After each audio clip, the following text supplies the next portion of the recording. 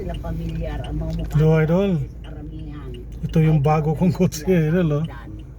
Force, yeah. Ito talaga, ano, Ganda, oh. walang recall sa akin yung Sophia. Basta nakikita ko yung pa-sexy-sexy niya sa mga dyaryo, sa gano'n. Pero alam mo yun, yung... Siguro yung bago tong Porsche, nasa 12 into Pero ngayon. hindi ko maaalala. Sino na nga i-date?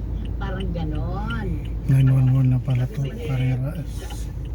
Eh, sabi ni Edwin, Porsche 911 Carrera. uy, mga ipad, magsitigil na kayo. Mas pakilala muna kayo, ha. Sino na nga uli kayo? Hindi rin nadan, pare-pare ko.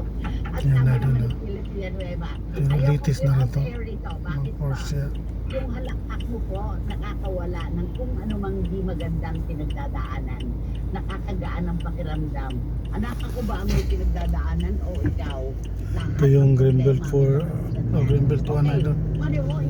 Yun, sugda natin yung Porsche. Bernardo. Napakaganda, kotse na to. Kung mayroon kang kotse ganito, idol, pwede ka naman ligaw ni mga artista. Sabi nga nila, wala siyang komento sa lahat mga nangyayari.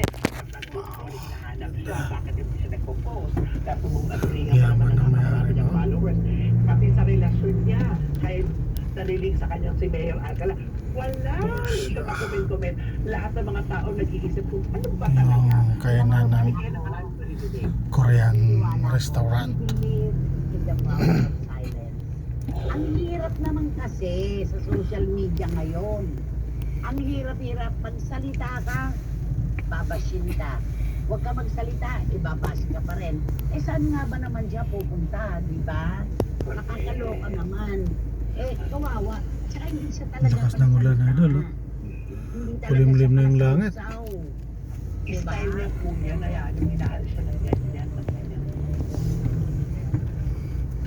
Idol, babalik na tayo dito sa lugar natin.